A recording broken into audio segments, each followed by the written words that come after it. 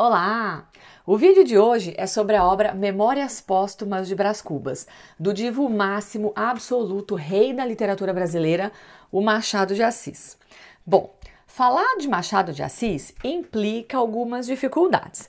A primeira delas é que, por ser considerado, e é mesmo, o maior e mais importante escritor de literatura brasileira, o nosso escritor de língua portuguesa aqui no Brasil, o Machado de Assis já tem inúmeras leituras. O que eu quero dizer com isso? Que todos os grandes teóricos, críticos, pesquisadores, estudiosos da literatura já se detiveram sobre as obras do Machado. Então, nós temos diferentes análises, diferentes críticas, diferentes leituras, de diferentes pontos de vista, de diferentes perspectivas. Nós temos inúmeras abordagens possíveis para olhar, para ler para as obras do Machado de Assis. Uma outra dificuldade é o fato de que eu amo essa obra de paixão. Então a minha vontade era ler o livro inteirinho com vocês, mas eu sei que eu não posso fazer isso.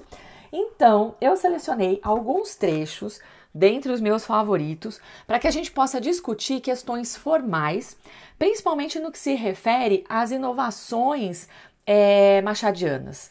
Então a gente vai perceber que é um romance que inova na forma, no jeito de escrever. E isso é bastante importante, eu destaquei alguns trechos para a gente pensar nessa questão, além também de questões que são temáticas.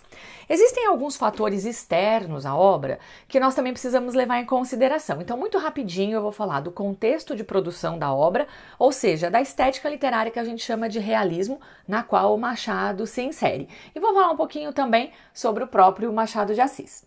A estética realista corresponde ao período que a gente considera a segunda metade do século XIX.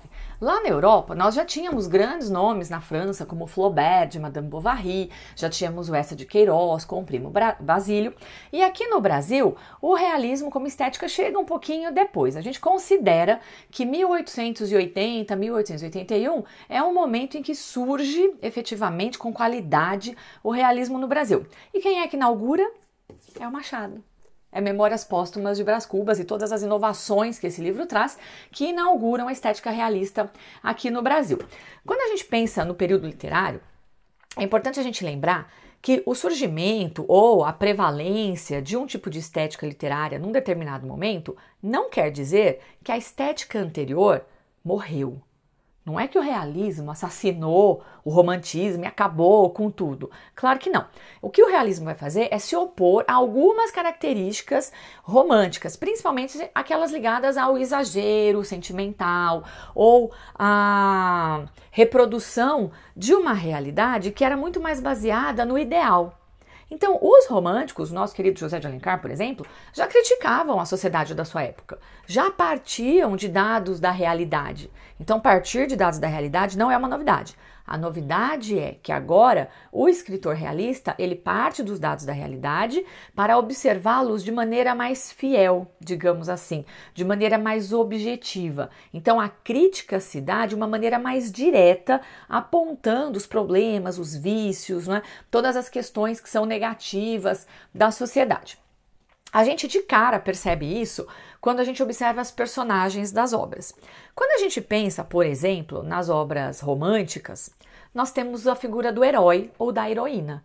Então a Iracema é a heroína do romance, não é? Assim como Peri e Ceci são os heróis de Guarani, como Aurélia é a heroína em Senhora. Mas quando nós pensamos numa obra realista, quando a gente pensa no Memórias Póstumas, quem é o herói? Não tem herói. Porque a nossa personagem principal, o nosso narrador, ele é um medíocre assumido. Ele não consegue nada do que ele queria na vida. Então ele não tem as características do herói. Se eu não tenho herói, eu também não tenho vilão. Não tem ninguém na obra que seja mal, terrivelmente mal, que seja um vilão, que queira acabar com a vida do Brás Cubas, destruir tudo que é importante para ele. Isso não existe. Então é importante a gente observar que os retratos das personagens são feitos com um pouco mais de fidelidade, no sentido de que nenhum de nós, seres humanos, é 100% mal, 100% vilão ou 100% herói, 100% bonzinho. A gente oscila, né, entre esses dois extremos. O ideal seria que buscássemos o equilíbrio, mas estamos sempre oscilando, depende sempre de um monte de fatores externos, depende do dia, do momento, depende de um monte de coisas. Então é importante a gente observar que esse retrato mais fiel da personagem se dá também para todo o ambiente. Então a gente tem um objetivismo maior da análise e o retrato do momento presente. Importante comparar com o romantismo também, que se detinha mais no passado histórico. Então quando a gente pega as obras do Alencar, existe uma tendência, não é? Várias das obras vão se referir a tempos passados. O homem realista não. O Flaubert vai falar da França do seu tempo, essa de Queiroz está falando de Portugal do seu tempo, e o Machado está olhando para o Brasil da sua época, do seu tempo. Além dessas questões que são contextuais, é importante a gente falar do Machado, do nosso Machado. E aí eu queria contar para vocês um fato curioso, no mínimo, que aconteceu comigo no meu primeiro contato com o Machado, que certamente aconteceu com milhares de pessoas, porque isso foi um projeto mesmo. Primeira vez que eu li Machado, estava na escola, no finalzinho do ensino fundamental, e eu li esse livro aqui, que é o Dom Casmurro, super clássico, lindo, maravilhoso, merece 15 vídeos só sobre ele. E aí quando eu li esse livro, observem que o Machado que aparecia para mim é esse aqui. Olha a cor do Machado. É um Machado cor-de-rosa, né? Branco. E aí, para mim, fazia todo sentido, porque quando a gente pensa no José de Alencar, na Luiz Azevedo, nos outros grandes nomes da nossa literatura brasileira dos séculos aí, né, 17, 18 e 19, quem eram os nossos intelectuais, na sua grande maioria? Eram os filhos das elites. Eram os filhos daquelas pessoas ricas, porque eles tinham acesso à educação. Inclusive, a maioria deles ia estudar na Europa, né? Fazer o curso superior na Europa, voltavam formados em direito, em medicina. Esses eram os nossos escritores, de maneira clássica. Então, para mim, fazia todo sentido que esse Machado de Assis cor-de-rosa fosse também branquinho, filho das elites e tal. Só que não. Não é, e ninguém nunca me falou. Eu só fui descobrir isso bastante tempo depois. O nosso querido Machado de Assis, que é esse que vocês estão vendo aqui, é filho de uma mãe portuguesa, branquinha, e de um pai descendente de escravos, negro, que era pintor de paredes, né? Então o nosso Machado de Assis é mestiço, é miscigenado. O Machado, ele é o nosso grande escritor e ele também é um grande representante do que é o povo brasileiro, que é esse povo miscigenado, mestiço mesmo. Mas por que ele aparece pra gente, ou ao longo de todo o século XX apareceu pra gente mais branquinho, não é?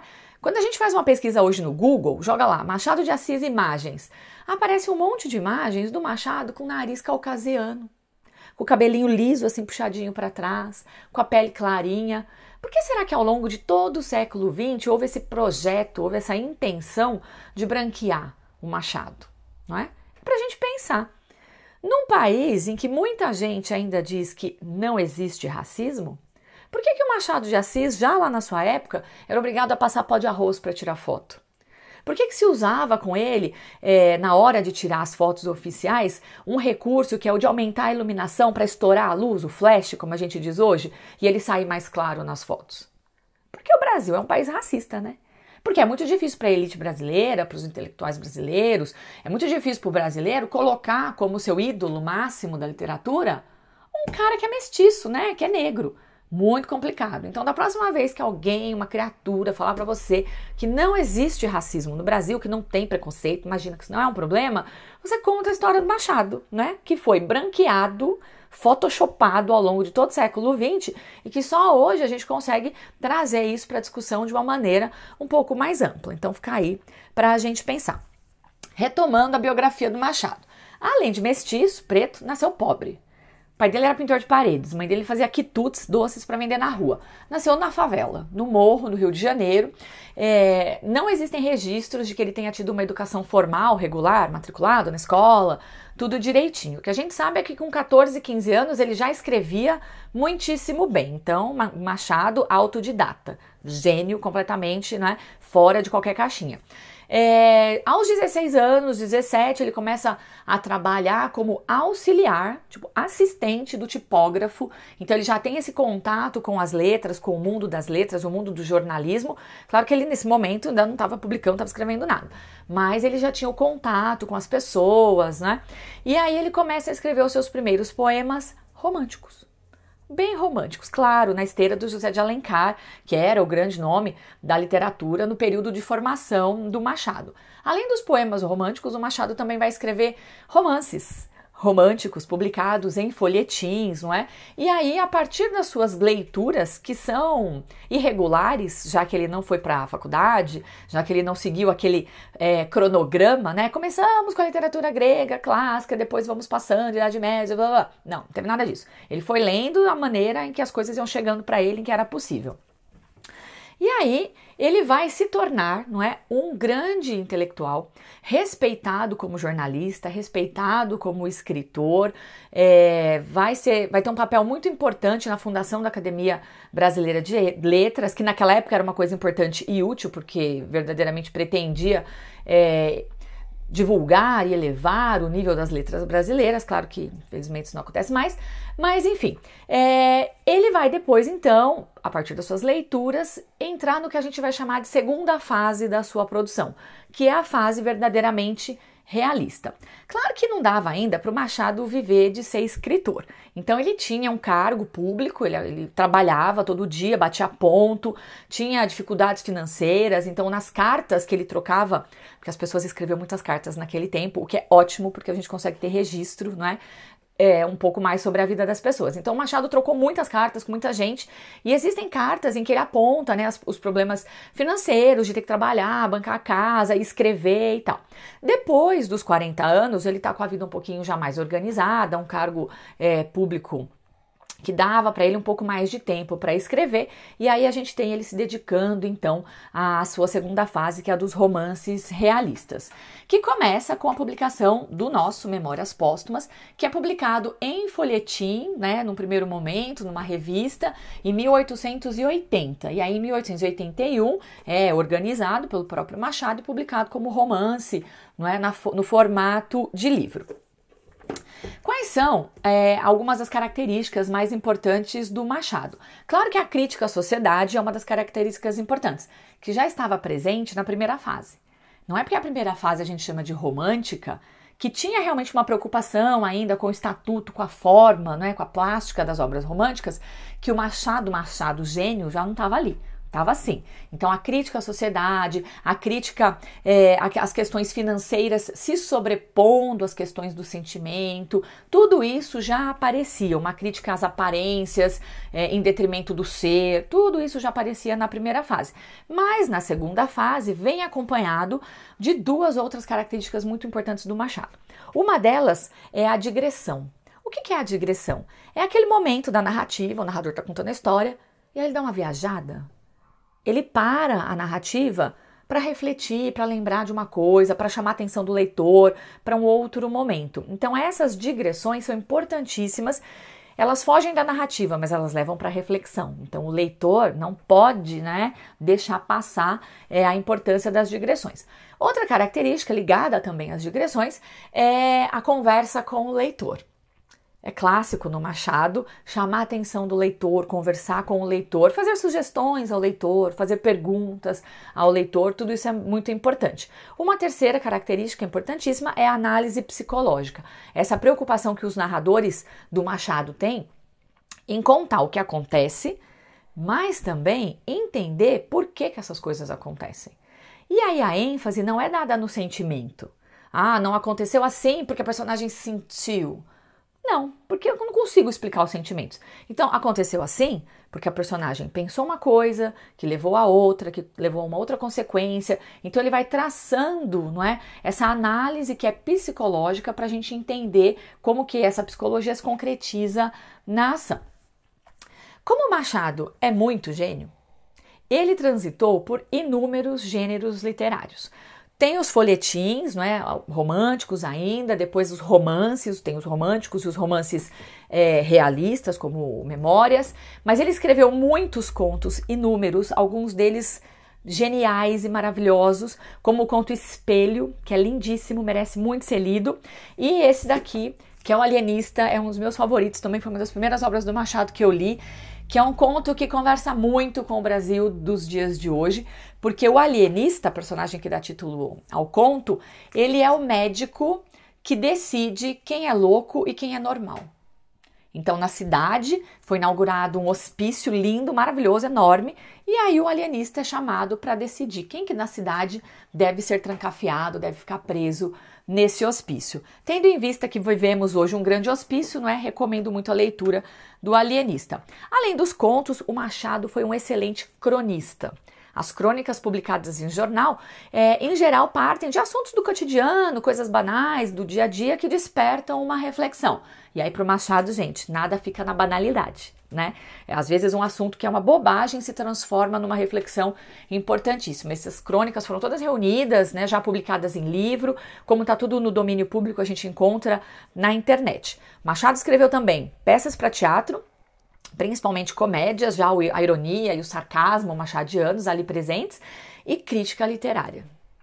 Porque o Machado é gênio, é muito gênio, não só ele escrevia, como ele lia muito e escreveu inúmeras críticas a outras obras, não é, do seu período. Escreveu, por exemplo, uma crítica lindíssima ao Iracema, do José de Alencar, vale muito a pena procurar essa crítica, vocês encontram na internet.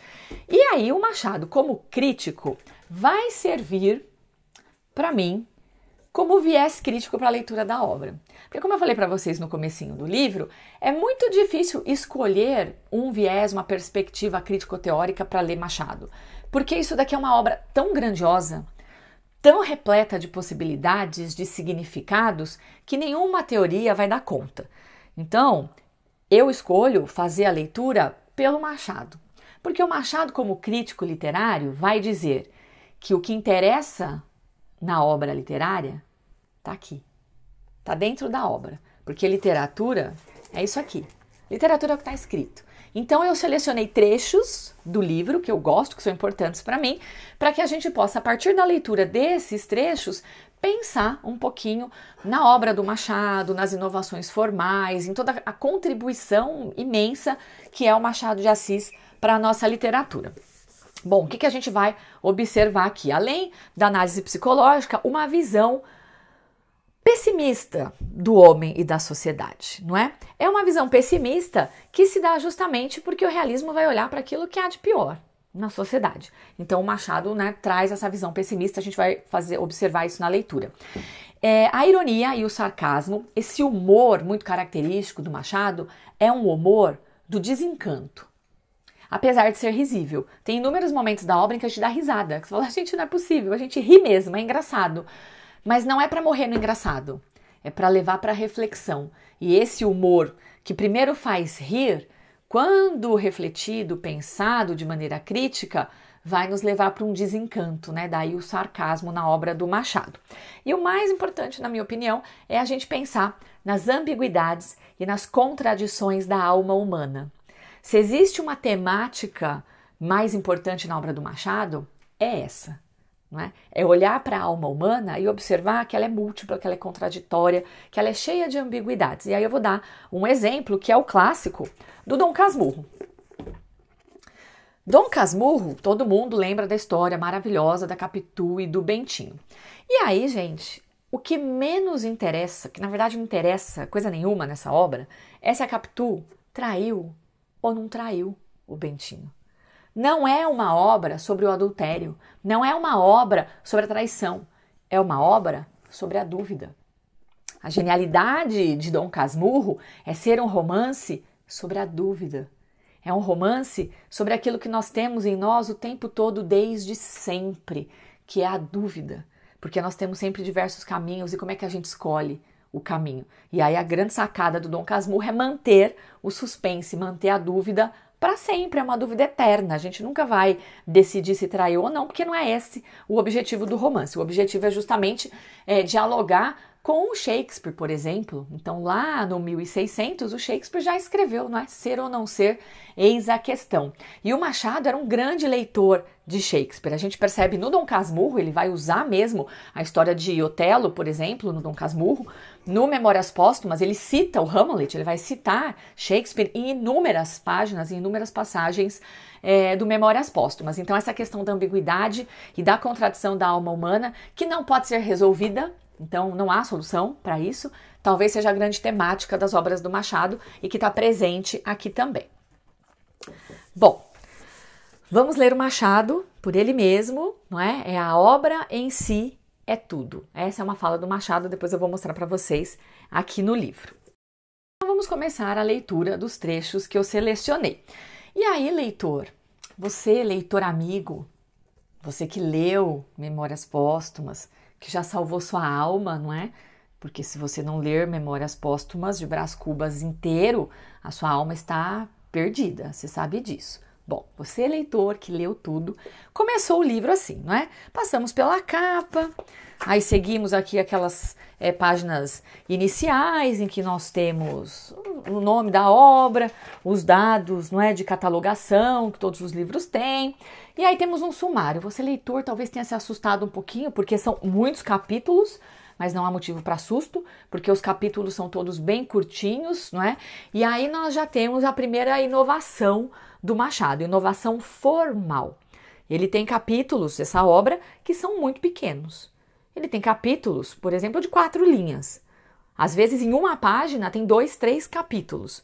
Tem capítulos que não tem palavras. Por que Machado é gênio? Porque ele inventou em tudo, inclusive na forma, né? No tamanho e na maneira como ele constrói os seus capítulos. Passamos pelo índice e o leitor se depara com uma dedicatória. Algo absolutamente comum. Todos os grandes romancistas, grandes livros são dedicados a alguém. E aí, mais uma coisa para a gente observar. Normalmente, quem é que escreve essa dedicatória? É o cara que escreveu o livro, né?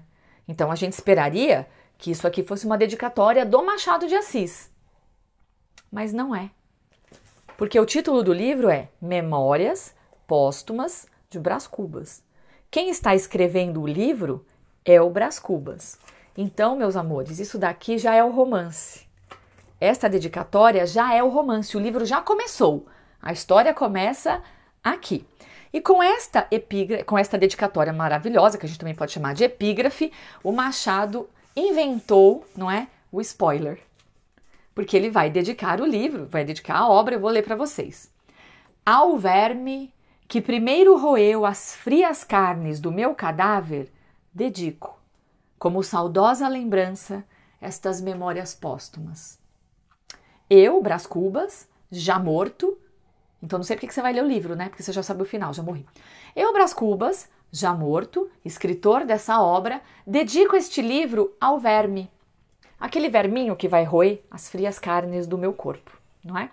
E aí a gente poderia ficar 1000 horas falando só sobre esta dedicatória, que é a coisa mais sensacional que já se escreveu desde que o mundo é mundo, não é? Primeira coisa para a gente pensar, que o Machado inovou na forma, porque isso daqui já faz parte do romance. Segunda coisa, por que será que esse homem, Brás Cubas, que é um homem de família rica, que viveu de playboy a vida toda, por que ao morrer ele dedica suas memórias ao verme? Será que ele não tinha ninguém a quem dedicar essas memórias? Ele não tinha um grande amor, ele não tinha um familiar, não tinha um grande amigo, alguém que o acompanhou durante a vida? Ele não tem ninguém? Quem é esse homem do final do século XIX que olha para a própria vida e não consegue encontrar ninguém a quem dedicá-la? Não é? Fica um ponto importante para a gente pensar. Guardem este momento do verme, não é? Do verme que é o herói da história, porque é o verme que recebe essas memórias, não é? Na dedicatória. O verme é o herói da nossa história. Guardem, porque no final do vídeo eu vou retomar a questão do herói para a gente pensar numa outra coisa. Aí você, leitor, passou por essa dedicatória maravilhosa, pensou sobre ela, né? Com atenção, com carinho. Aí vamos aqui. Ao leitor. Já é o romance, né? Porque o romance começou no título, e aí lá na dedicatória já é o romance, e aqui esse ao leitor, quem escreve é o Brás Cubas, é o nosso autor, defunto autor, é ele que escreve. E aí eu preciso ler este prólogo, não é? Ou esta carta ao leitor com vocês, porque ela traz várias chaves de leitura para a gente fazer a interpretação da obra. Então, Machado, que não é bobo nem nada, sabendo que as dificuldades de interpretação de texto, né, são muito grandes no nosso país e não foram sanadas ainda, ele vai tentar aqui no prólogo já indicar as chaves de leitura, mostrar, não é, para as pessoas como é que a obra deveria ser lida. Vocês acompanham aí comigo. Que Stendhal confessasse haver escrito um de seus livros para 100 leitores, coisa é que admira e consterna. Claro, Stendhal era super famoso, um escritor importantíssimo. Quem é que acredita que ele escrevia para 100 pessoas?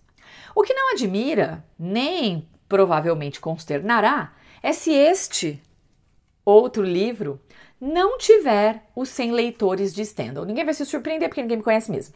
Nem 50, nem 20 e quando muito, 10. 10? Talvez 5. Então, de cara, o nosso narrador já está dizendo que ninguém vai ficar surpreso se ele disser que esse livro ele está escrevendo para talvez 5 pessoas. Que talvez nem essas 5 pessoas o leiam, não é? Então ele sabe que a literatura que ele está propondo é uma literatura diferente. Não segue os moldes do padrão romântico que dominaram, não é, o século XIX até passando da segunda metade aí. Ele sabe que essa obra vai ser surpreendente. E como toda obra de arte surpreendente, as pessoas vão estranhar. E ele sabe que talvez esse estranhamento afaste os leitores da sua obra. E aí ele continua. Trata-se, na verdade, de uma obra difusa, na qual eu, Brás Cubas, se adotei a forma livre de um Sterne ou de um Javier de Maestre, grandes romancistas, né, anteriores ao Machado, não sei se lhe meti algumas rabugens de pessimismo. Pode ser. Obra de finado. Então, olha o pessimismo aí, né? Se ele já está morto, ele tem um outro olhar.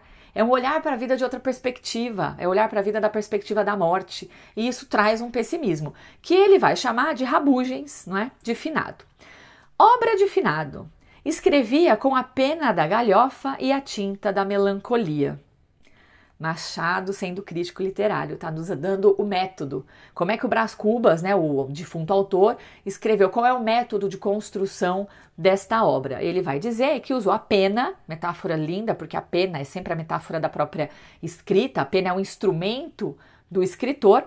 Então, o instrumento para escrever o livro foi a galhofa. A brincadeira, a tiração de sarro, é o humor mesmo, é a ironia, é a brincadeira. Mas a tinta que ele usou é a da melancolia.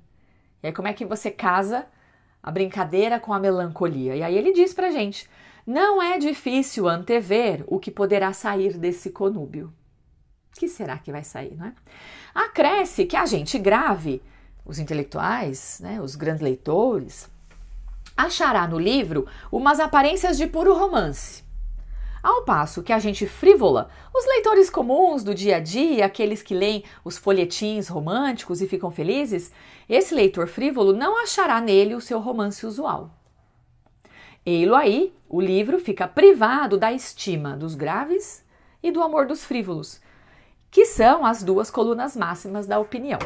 E aí o Machado, via Brás Cubas, fazendo o seu papel de crítico literário. Então ele está dizendo que a obra de arte ela vai ser olhada, vai ser lida, vai ser valorizada a partir de duas colunas, não é? De sustentação.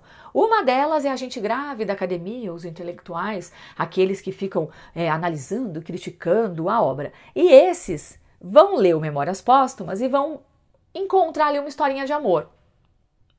Vão encontrar uma historinha trivial. Portanto, não vão achar que vale, não é, como grande obra literária.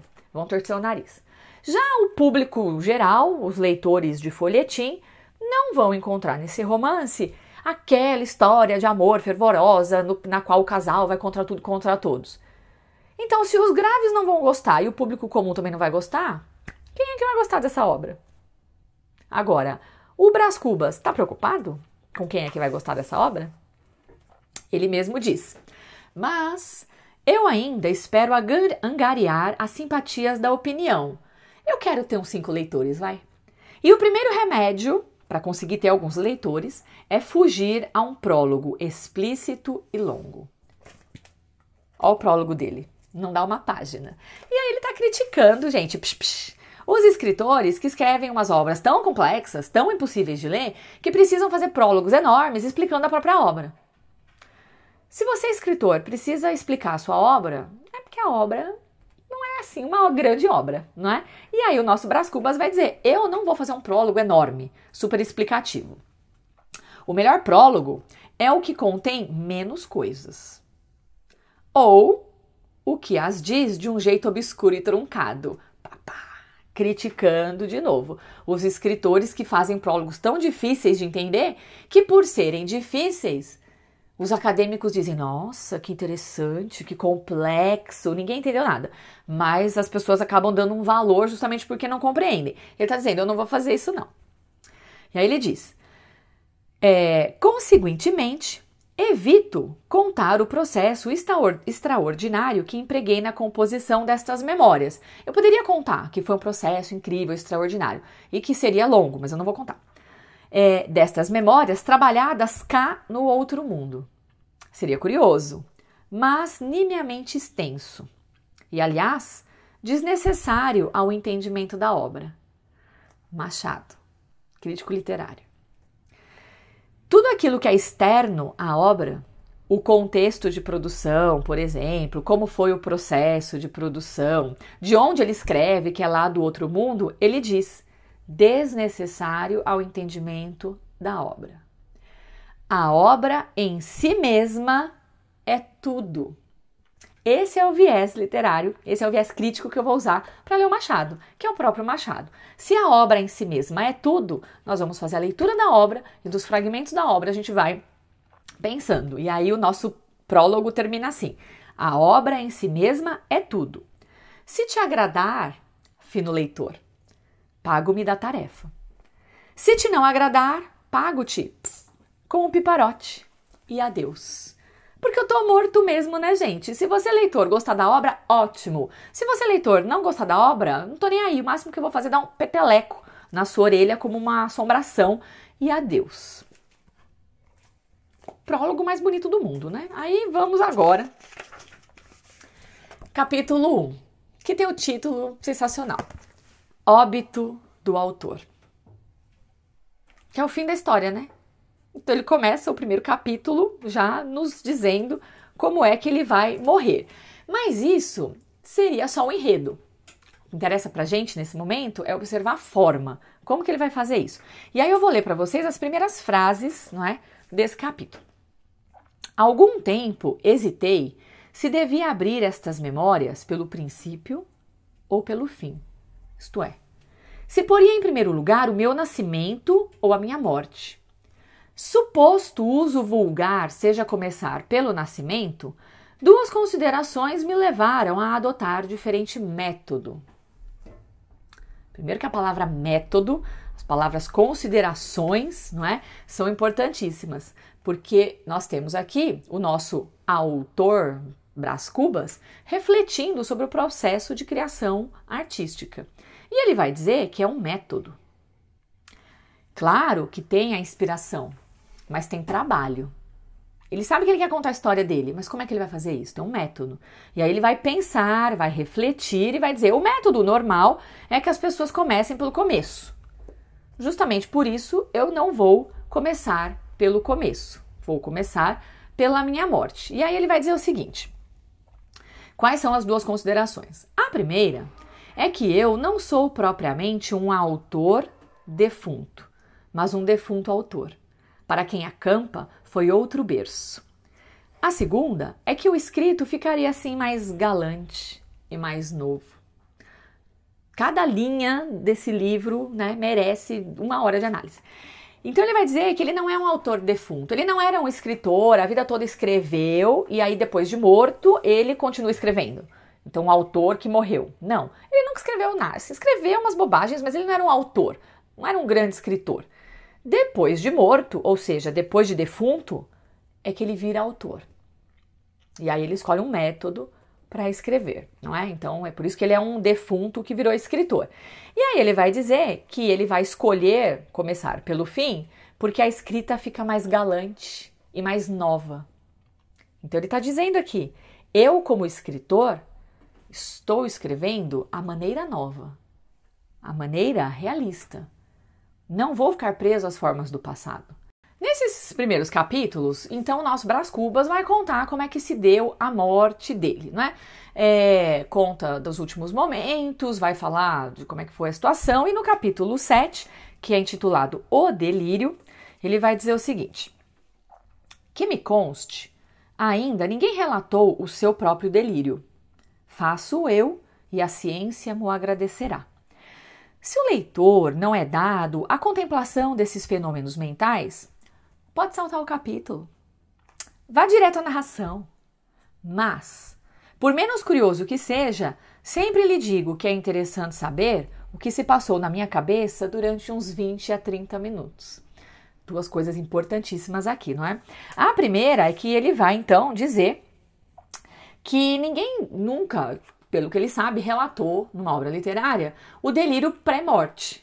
Porque se o delírio é pré-morte, a pessoa morreu, ela não relatou o que foi que aconteceu. Então isso permaneceria um mistério para a ciência. Vamos lembrar que o final do século XIX é um momento marcado fortemente pelo pensamento científico. E aí ele vai fazer uma brincadeira aqui. Eu vou narrar os meus delírios pré-mortes e a ciência me agradecerá. Estou fazendo uma contribuição científica. A outra coisa maravilhosa é a conversa dele com o leitor. Você, leitor de folhetins, você que gosta da história, que gosta de acompanhar as aventuras do herói e da heroína e não quer ficar perdendo tempo com análise psicológica, com essas elucubrações mentais, pula o capítulo. Não tem problema não. Vai lá para a narrativa. Mas, observem aqui, não é? O mas, porém, todavia, contudo, entretanto, eu advirto que sempre será interessante saber o que se passou na minha cabeça. Porque é o que se passa na cabeça que é mais importante, que é mais interessante. Olha o Machado ensinando a ler. O Machado ensinando o brasileiro a ler. Não é só a historinha, não é só o enredo que interessa, mas é o que se passa na cabeça das personagens. A gente precisa pensar nisso, precisa ler cada linha procurando as entrelinhas, procurando o que está escondido ali em cada passagem. E aí nós vamos seguindo com a leitura. Ele vai contar como é que foi a morte, como é que foi o enterro, vamos passando por essa parte, porque você é leitor, não é? Já leu o livro inteiro. E aí ele vai depois contar o nascimento, a infância, foi uma criança horrorosa, não é? Menino horrível, judiava dos escravos, era mal educado, só fazia o pai e mãe passar vergonha, foi uma criança mimada, vai se tornar um adolescente, um jovem mimado, e aí não queria nada da vida, acaba indo estudar na Europa, não é? Como era comum entre os filhos da elite, e aí quando ele finalmente termina a faculdade, se torna bacharel, tem que voltar para o Brasil. E aí ele confessa despudoradamente que ele foi um estudante horroroso. Não aprendeu foi nada, não estudou nada, né? Passava de ano colando dos colegas, inventando, puxando saco de professor, decorando meia dúzia de frases soltas dos clássicos, e aí ele soltava no meio das discussões frases em latim, e aí as pessoas falavam, nossa, olha como o Brás Cubas sabe das coisas, mas ele não sabia nada. Era realmente um enganador, não é? E aí, no momento em que ele se torna bacharel, ele precisa voltar para o Brasil, a mãe dele estava seriamente doente, e aí no capítulo 22, que se chama Volta ao Rio, o que acontece é que ele vem nesse capítulo contando, relembrando como é que foi a vida dele na Europa. Num determinado momento, o jumento no qual ele vinha empaca, né, ali quase que um acidente, e aí ele tem o fio do pensamento cortado, e aí ele diz o seguinte: já agora, não digo o que pensei dali até Lisboa, nem o que fiz em Lisboa, na península e em outros lugares da Europa, da velha Europa, que nesse tempo parecia remoçar. Não direi que assisti às alvoradas do romantismo, que também eu fui fazer poesia efetiva no regaço da Itália. Não direi coisa nenhuma. Primeiro que ele já disse, né, gente? Observe a ironia do nosso narrador, que eu não vou dizer que eu fiz poesia, eu não vou dizer que eu vi o romantismo, ele acabou de dizer. Teria de escrever um diário de viagem, e não umas memórias como estas são, nas quais só entra a substância da vida. Parágrafo maravilhoso também, em que nós temos o Brás Cubas confessando que quando ele era jovenzinho e estava lá na Europa, a Europa, a velha Europa, o continente velho, remoçava com os ares do romantismo, com as novidades românticas. E ele também escreveu seus poeminhas românticos, assim como o nosso Machado, não é? Que também na juventude escreveu poemas e folhetins românticos. E aí ele vai dizer que ele não vai contar tudo isso em detalhes, apesar de já ter mencionado, porque teria de escrever um diário de viagens. E o diário de viagens é um gênero muito querido, muito caro aos românticos. E como ele, Brás Cubas, né, Machado, não é romântico, ele não vai usar esse gênero literário. Ele vai usar o gênero das memórias, porque nas memórias só entra a substância da vida. Porque, teoricamente, ele só pode se lembrar do que aconteceu. Então, ele vai contar fatos. Ele não é um romântico. Ele não vai contar sentimentos. Ele vai narrar fatos. E ele está dizendo que os fatos são a substância da vida. E a substância da vida deve, sim, estar presente na obra literária, na obra artística. Guardem também este momento, porque lá no final eu vou retomar essa questão. Bom, vamos caminhando agora. No capítulo 24, logo que na sequência, ele vai dizer o seguinte, que é um momento maravilhoso também. Vai dizer o seguinte: talvez espante ao leitor a franqueza com que lhe exponho e realço a minha mediocridade. A maneira como ele diz que era um menino horroroso, um adolescente horroroso, foi um estudante horroroso, não é medíocre, absolutamente ali, né, se contentando por pouco, nivelando por baixo. Talvez o leitor fique espantado. Advirta que a franqueza é a primeira virtude de um defunto. Na vida, o olhar da opinião, o contraste dos interesses, a luta das cobiças obrigam a gente a calar os trapos velhos, a disfarçar os rasgões e os remendos, a não estender ao mundo as revelações que faz a consciência. Mas, na morte, que diferença, que desabafo, que liberdade! Como a gente pode sacudir fora a capa, deitar ao fosso as lantejoulas, despregar-se, despintar-se, desafeitar-se, confessar lisamente o que foi e o que deixou de ser?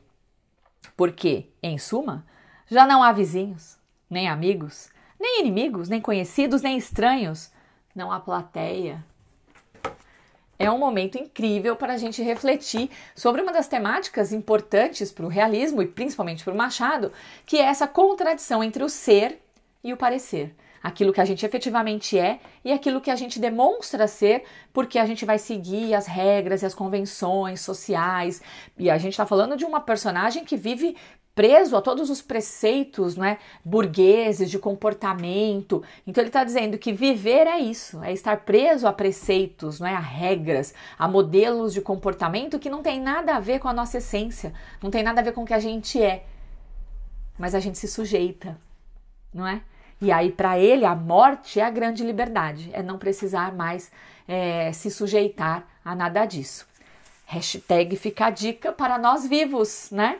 Do nosso amigo morto, fica a dica para nós vivos. O que será que nós estamos valorizando? O que nós somos? Ou o que nós parecemos? O que nós queremos parecer? Porque nós queremos ficar encaixadinhos, né, em modelinhos e caixinhas que a sociedade vende pra gente como sendo o ideal. Machado já estava discutindo isso aqui em 1880, né? Shakespeare também estava discutindo já em 1604. E nós estamos discutindo o que hoje, né? Vamos lá.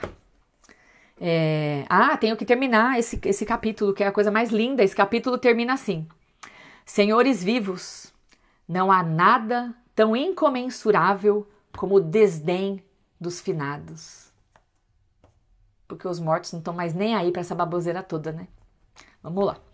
Próximo capítulo. Vou pulando aqui para o capítulo 33. O Brás voltou da Europa. E aí, precisa casar, né? O pai dele quer que ele case, que ele arruma um emprego, essas coisas todas. E aí o Brás não quer muito, e aí como a mãe dele morreu, ele ficou muito triste, deprimido. Gente rica, quando fica triste e deprimida, vai viajar, que é ótimo. E aí ele vai também viajar, vai para uma casa de campo da família. E lá ele vai conhecer uma mocinha, não é? A Eugênia, uma gracinha, fofinha, bonitinha, jovenzinha. É filha da dona Eusébia, que vai convidar o Brás para ir almoçar, jantar, passear, tomar chá, café na chácara em que elas moram, que é muito próximo da casa onde o Brás está passando uma temporada para se recompor do luto da perda da mãe. E aí o que interessa é que essa Eugênia é aquela que é coxa, que é manca, não é? Que é linda, fofa, inteligente, graciosa, mas é manca. Temos aí este problema. Mas o Brás tá fazendo nada, né? Tá ali curtindo aquele momento, então ele vai fazer visitas frequentes à casa da Eugênia, e numa dessas visitas, a mãe da Eugênia, a dona Eusébia, estava com eles na sala, óbvio, né? Estamos falando do século XIX, ninguém namora sozinho, né? No século XIX, e aí tem sempre um criado, né? Uma empregada, um escravo, um irmão mais novo, a mãe, o pai, tem sempre alguém. E aí, gente, a dona Eusébia, num determinado momento, vai dizer assim: Ai, meninos, vocês estão aí conversando? Eu vou ali na cozinha passar um café? Já volto, hein? Se comportem. E aí ela vai passar um café. Passa 1 minuto, 2, 3, 4, 5, Brás e Eugênia ali, né, no calor da emoção, olhos nos olhos, vão chegando pertinho, pertinho, pertinho, vai dando um tum-tum no coração. De repente, eles estão assim, ó, a um passo da bitoca, né? Quando os lábios estão quase encostando, o nosso Brás Cubas vai descrever o momento. Dona Eusébia entrou inesperadamente, mas não tão súbita que nos apanhasse ao pé um do outro. Eu fui até a janela. Eugênia sentou-se a consertar uma das tranças. Que dissimulação graciosa, que arte infinita e delicada, que tartufice profunda. E tudo isso natural, vivo, não estudado, natural como o apetite, natural como o sono. Tanto melhor. Dona Eusébia não suspeitou de nada. 2 coisas para a gente observar, né? Uma delas é o mundo das aparências em que o Brás Cubas vive. Como que a Dona Eusébia entrou inesperadamente, mas não súbita? Porque ela estava na cozinha espiando, né, gente? Ela queria que o namoro adiantasse logo, porque ela quer casar a menina com o Brás, que é um homem rico, é um bom partido. Então ela, né, deu ali aquele empurrãozinho, mas ela tem que garantir que a menina será bela, recatada e do lar. Então, para manter os bons costumes, na hora da bitoca, ela vem, mas ela não vem desesperada.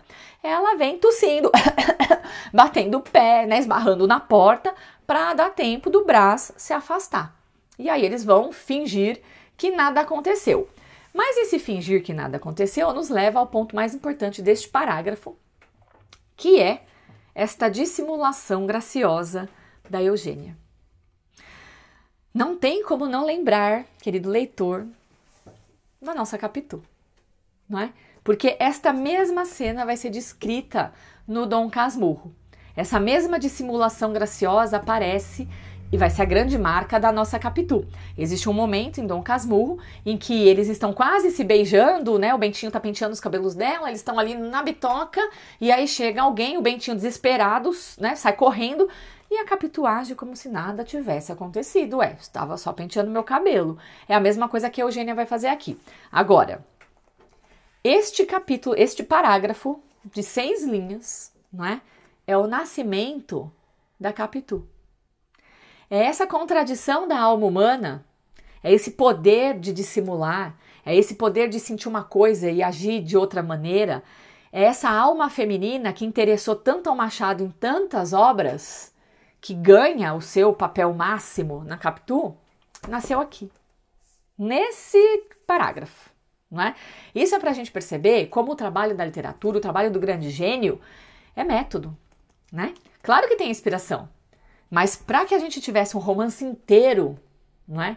Em que a Capitu é a nossa personagem central, maravilhosa, precisou de muito trabalho, porque Dom Casmurro é publicado quase 20 anos depois de Memórias Póstumas.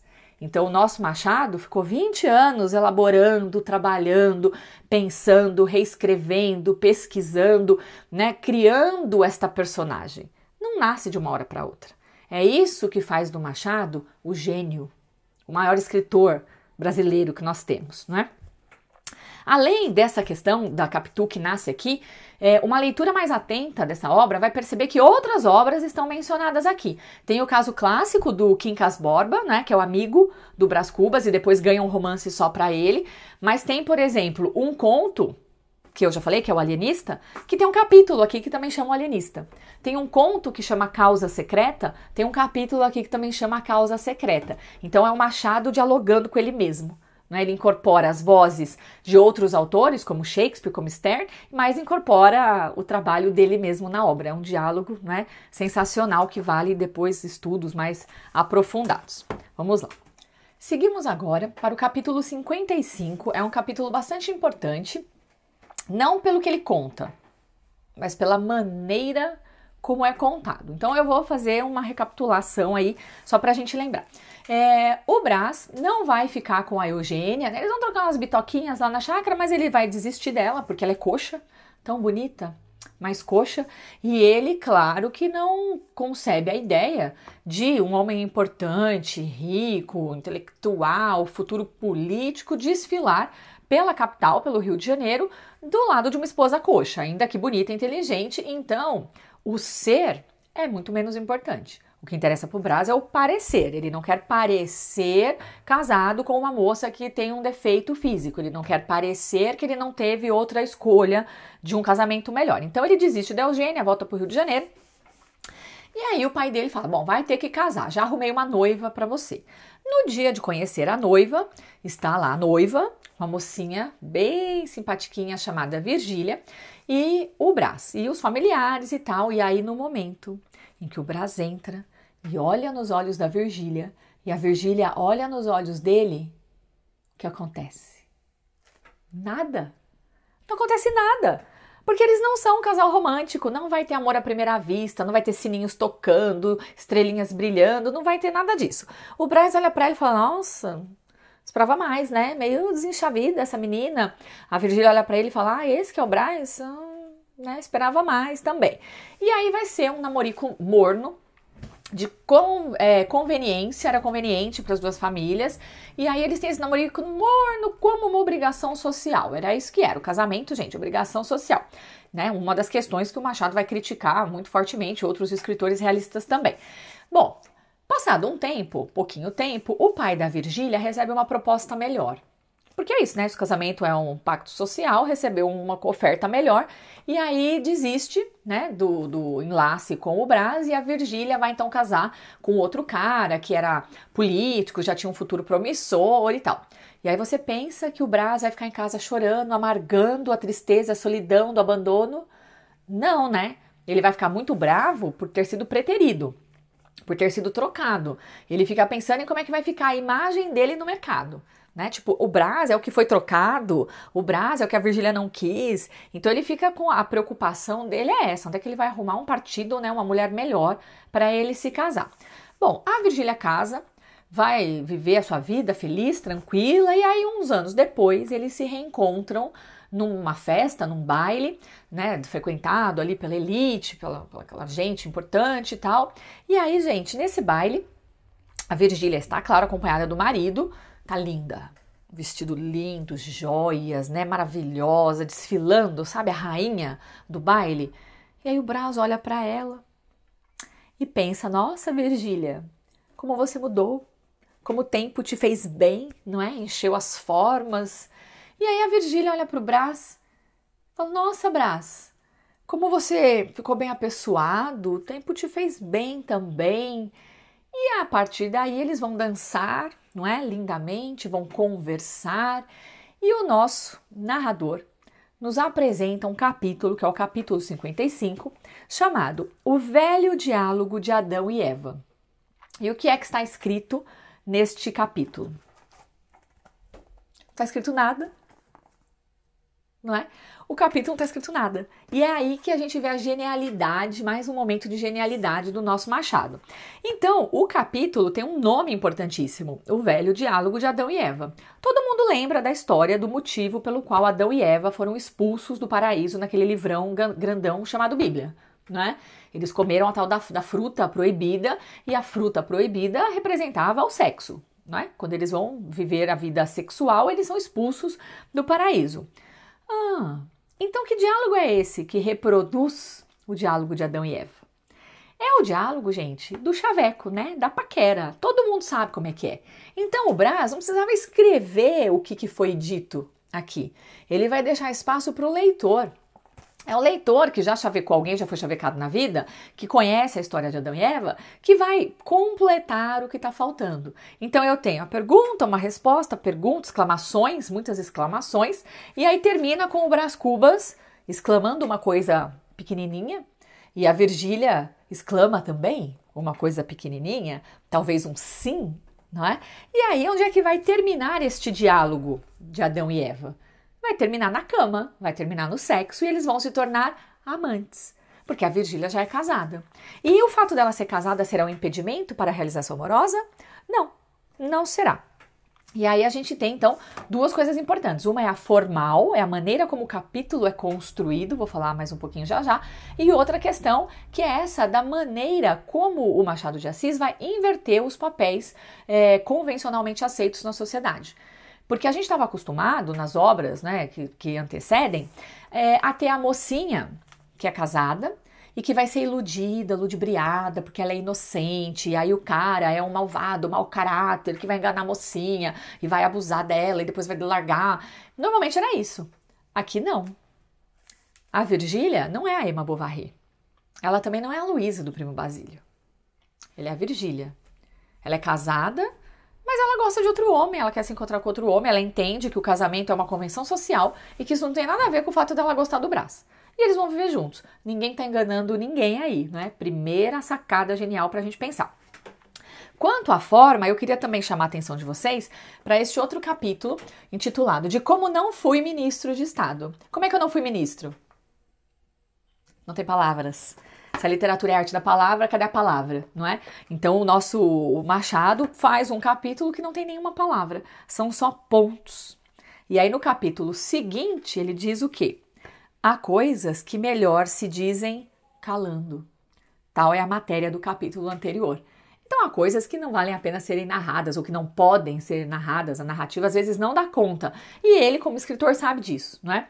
E aí eu queria chamar a atenção de vocês para o fato de que esse trabalho com o espaçamento da pontuação, das letras, da palavra, essa brincadeira com as formas mesmo na página, como a gente vê aqui, que é muito incrivelmente elaborado pelo Machado, vai ser retomado um tempão depois, lá em 1955, pelo movimento concretista da poesia, não é? Aqui em São Paulo. Então, quando a gente tem o Décio e o Haroldo trabalhando com a poesia concreta, eles estão pensando justamente nisso. Como que a poesia, como que a literatura se organiza na página? Qual que é a concretude da arte, da palavra na página?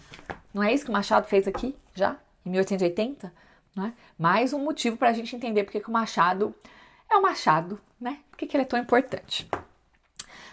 Correndo com a história e pensando ainda um pouco nessa mudança que o nosso Machado apresenta sobre o papel da mulher e o papel do homem, acontece, né, lá na frente, que nós teremos no capítulo 63 um pequeno contratempo na história de amor do Brás com a Virgília. Porque a Virgília, consciência pesada, né, o marido suspeita que ela está se encontrando com o amante. E aí ela fala pro Brás que então eles vão ter que dar um tempo, vão parar de se ver, vão ter que tomar alguma providência, porque as pessoas já estão comentando. O Brás se fez melhor amigo do marido dela, então as pessoas já estão meio comentando. E aí o Brás fica chateado, né? Nossa, que problema. Você é o amor da minha vida e a gente não pode ficar junto, que situação. E aí eu vou ler um trechinho aqui. Eles conversam, não é? E o Brás tranquilizei-a como pude.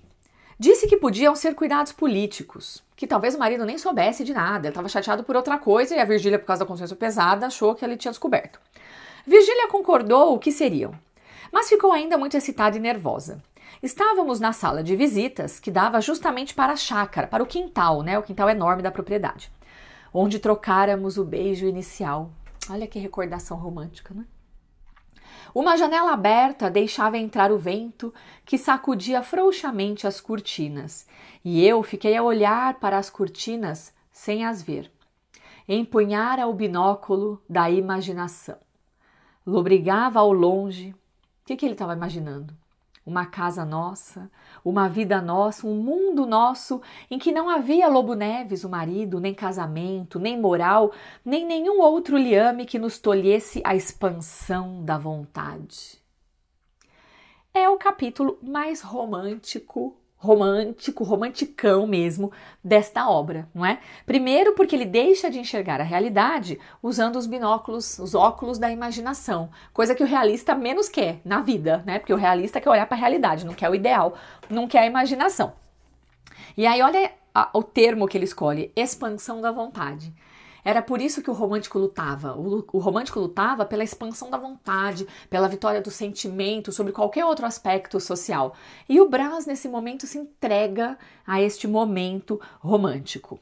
Essa ideia embriagou-me. Eliminados assim o mundo, a moral e o marido, bastava penetrar naquela habitação dos anjos. E aí ele propõe a Virgília uma fuga. Ele vai dizer para ela: Virgília, vamos fugir deste lugar, vamos embora, uma casinha de sapê, eu e você, vamos viver o nosso amor. Aí a Virgília olha bem pro Brás e diz assim: claro que não, né? Se a gente fugir para uma casinha de sapê, pro meio do mato, o seu pai vai te deserdar. E aí você vai fazer o que para nos sustentar? Trabalhar? Aí o Brás vai: não, trabalhar? Não, trabalhar não, vamos pensar em outras opções, né? E aí a Virgília, que é a mulher, na verdade é a personagem que tá com o pé mais preso, mais fincado na realidade. Porque ela vai dizer para ele: os meus vestidos caros, as minhas joias, as minhas idas ao teatro, eu não vou abrir mão de nada disso. Se eu fujo de casa com você, você é uma adúltera, perseguida pela polícia, eu não vou poder viver a vida de luxos que eu levo. E foi para isso que eu casei com o Lobo Neves, para viver essa vida de luxo. Se você foge comigo, você não vai ter mais dinheiro, sua família vai te deserdar, você vai viver do quê? Você vai ter que trabalhar. Eu que não vou trabalhar, você vai trabalhar? E aí o Brás, né, pensando bem, se convence de que talvez não seja uma boa ideia. Então, de novo, a super inversão que o Machado apresenta para a gente dos papéis convencionalmente aceitos para o homem e para a mulher. O Brás é o homem que viaja no ideal romântico e a Virgília puxa o pé dele de volta para a terra e diz: não, no mundo real não é assim que funciona. Aí ainda nesse capítulo, depois, né, que eles têm essa conversa, o Brás está pensando ainda, né, em tudo isso, e aí ele diz assim: fui até a janela e comecei a rufar com os dedos no peitoril. Ele estava, né, incomodado, chateado. Virgília chamou-me. Deixei-me estar a remoer os meus zelos, a desejar estrangular o marido, se o tivesse ali à mão. Justamente nesse instante apareceu na chácara o Lobo Neves, o marido. Não trema assim, leitora pálida.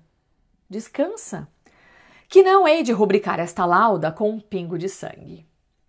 Além da conversa com o leitor, tem a provocação, porque este leitor, a leitora pálida, acostumada com os folhetins românticos, com o amante desesperado que vai estrangular o marido, e aí teríamos um final trágico, não é? Muito ao gosto dos românticos. Não. Leitora, calma. A minha loucura romântica já passou. A Virgília já trouxe os meus pés para a terra e eu não vou sujar esta lauda tão bem escrita, tão refinada, com um pingo de sangue, né? Olha a provocação aí para com os românticos e para com o próprio leitor. Vamos nos encaminhando, então, né? Já para mais próximo do final. No capítulo 68, que é chamado O Vergalho, é um capítulo super famoso, certamente vocês, né, já viram discussões e reflexões, questionamentos sobre esse. O capítulo chama O Vergalho. E o que acontece? O Brás está andando na rua, desocupado como sempre, porque não precisa trabalhar. E aí ele vê uma galera assim reunida, umas pessoas conversando, e aí ele para ver o que está acontecendo. E aí o que está acontecendo? O que comoveu aquelas pessoas? É uma cena muito bizarra. É um homem negro, mais velho, já um senhor, que tem um vergalho na mão, uma espécie de um chicote, né, uma chibata, e ele está vergalhando, né, batendo num outro homem negro, que é o seu escravo. Um homem branco batendo no meio da rua no seu escravo negro não é um problema. Nós estamos em 1880, não é? Ainda vivendo a escravidão no Brasil, então não é problema nenhum. O que torna essa cena curiosa é porque é um negro batendo num negro. Por isso as pessoas pararam para olhar. Por isso as pessoas estão preocupadas. E aí o Brás para olhar e observando. E aí ele repara que esse senhor que está com o vergalho na mão batendo no outro, lhe é muito familiar. Ele ficou olhando e ele reconhece. É o negro Prudêncio. O Prudêncio foi escravo na família do Brás. Aquele Brás, menino horroroso que judiava dos escravos, que montava num negrinho e fazia o negrinho de cavalo e dava vergalhadas no negrinho, este negrinho é o Prudêncio. é este escravo que ficou durante muitos anos trabalhando, né, para a fazenda, para os pais do Brás, que depois consegue ser alforriado, consegue comprar a sua alforria, se tornando um homem livre. O que ele faz? Trabalha e compra um escravo. E é esse trecho que eu vou ler para vocês. Era um modo que o Prudêncio tinha de se desfazer das pancadas recebidas, transmitindo-as a outro. Eu, em criança, montava-o, punha-lhe um freio na boca e desancava-o sem compaixão. Ele gemia e sofria. Agora, porém, que era livre, dispunha de si mesmo, dos braços, das pernas, podia trabalhar, folgar, dormir, desagrilhoado da antiga condição. Agora é que ele se desbancava, comprou um escravo e ia-lhe pagando com alto juro as quantias que de mim recebera. É sensacional, não é? É o Machado observando a sua realidade, observando o que é a formação do povo brasileiro, não é? Aquela história do povo brasileiro, mestiço, misturado, cordial, não é? Isso aí o Machado está dizendo que não, né? Porque este negro que recebeu violência, que recebeu vergalhadas, pancadas, que foi humilhado, quando ele tem oportunidade, o que ele faz? Passa isso para frente, ele vai agir com a mesma violência. E aí retomamos um outro pensamento também, que só aparece, né, já depois no século XX, que é a do oprimido, desse menino Prudêncio, que foi oprimido a vida inteira, e quando tem oportunidade, no que ele se torna? Um opressor, não é? Nas palavras brilhantes do Machado, ia pagando-lhe com alto juro as quantias que de mim recebera. Então, para quem pensa que o Machado está alheio aí à realidade da escravidão, à realidade do negro no Brasil na sua época, claro que não, né? Mesmo porque ele tocava pessoalmente. Já na sequência, aqui no capítulo 71, o senão do livro. O senão é um problema, né? Qual é o problema do livro? Qual será? Na visão do escritor, que é o Brás Cubas. Começo a arrepender-me deste livro. Não que ele me canse, eu não tenho o que fazer. E realmente, expedir alguns magros capítulos para este mundo sempre é tarefa que distrai um pouco da eternidade. Então, para mim, tanto faz, né? Não tenho nada para fazer mesmo. Mas o livro é enfadonho, chato, cheira a sepulcro, traz certa contração cadavérica, vício grave e, aliás, ínfimo, muito pequeno. O maior defeito deste livro és tu, leitor. Tu tens pressa de envelhecer e o livro anda devagar.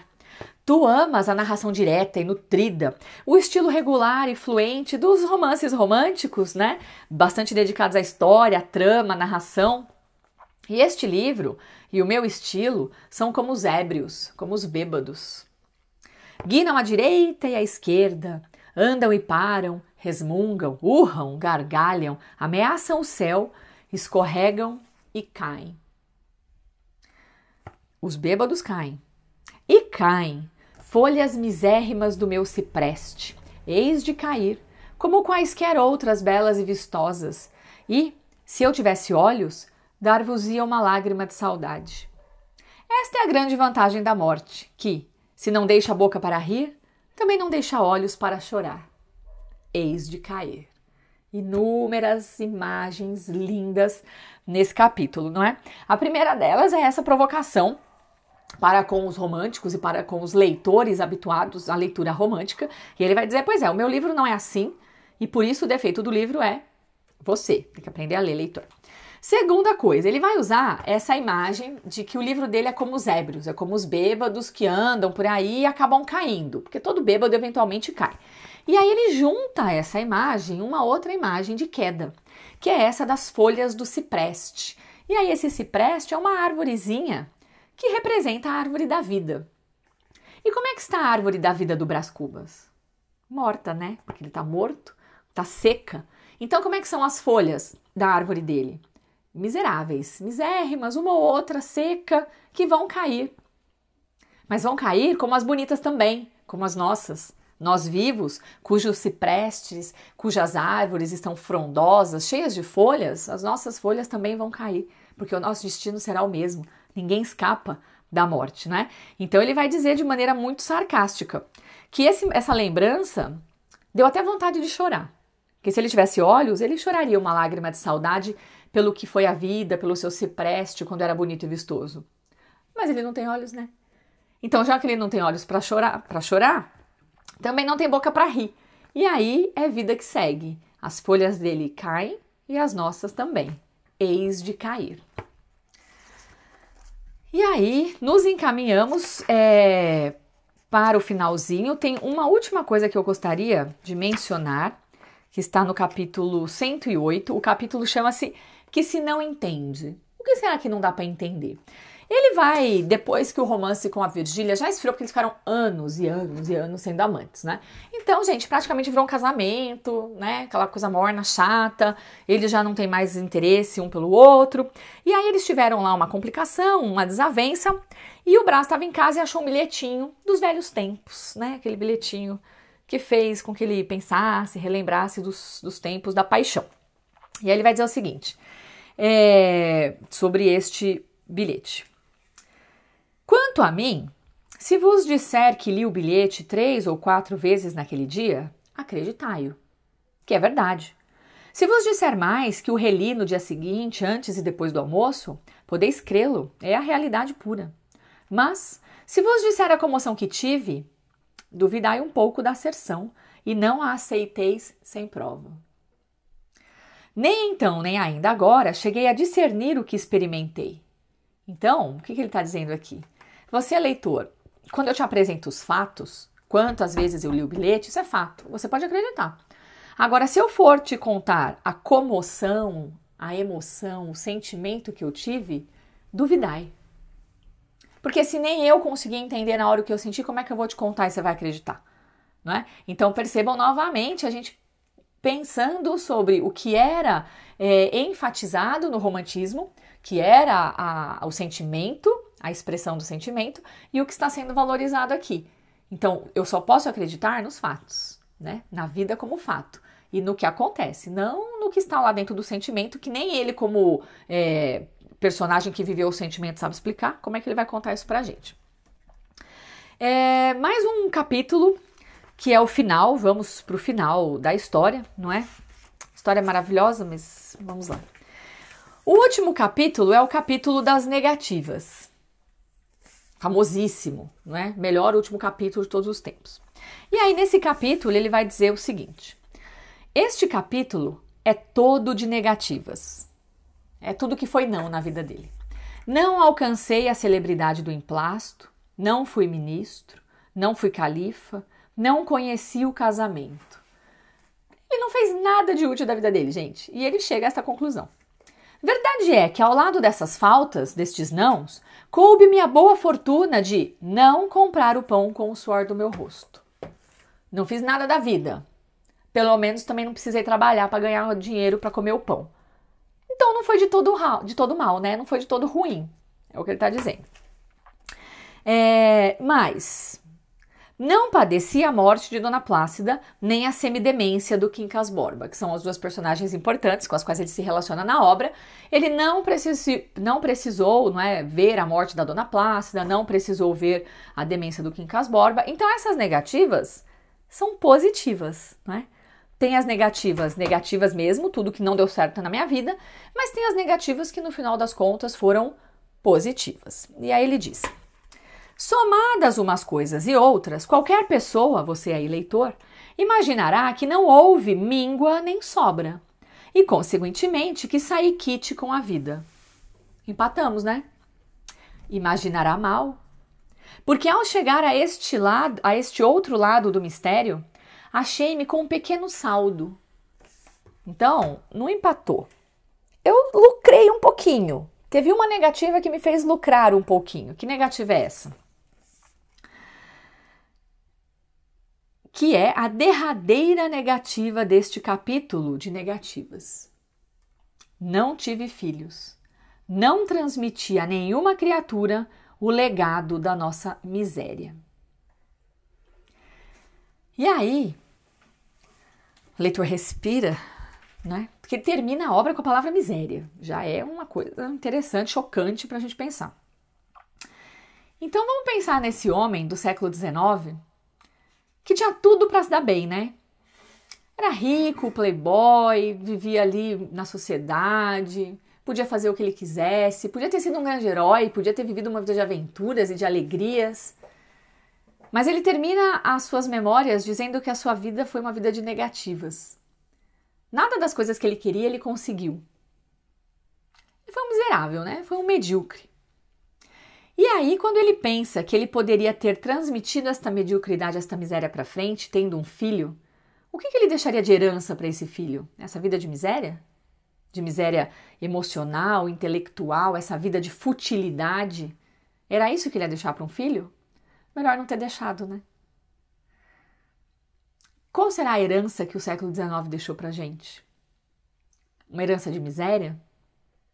Qual é a herança que nós, do século XXI, vamos deixar, né? Para os que virão? Será que vai ser um legado da nossa miséria? O que será que a gente aprendeu do Machado para cá? Pra gente pensar. E aí, para encerrar o vídeo, queria chamar a atenção de vocês para alguns tópicos sobre os quais eu falei lá no começo, né? E pedir para vocês guardarem na memória para a gente retomar agora. Naquele capítulo 22, em que o Brás Cubas vai dizer que não vai contar um relato de viagem, porque na narrativa dele entra a substância da vida, eu queria fazer um gancho com um outro texto escrito em 1924, então, Machado, 1880, lá em 1924, o nosso querido, lindo e fofo Oswald de Andrade, no seu Manifesto para o Brasil, vai usar duas frases no seu manifesto, super sarcástico, super irônico, super provocativo, né, tentando explicar o que era a arte moderna que eles estavam propondo para o século XX. Ele vai dizer o seguinte: a poesia existe nos fatos. Ele vai dizer que é no jornal que anda todo o presente, que a literatura, a arte, tem sim que se dedicar à vida das pessoas, à vida real.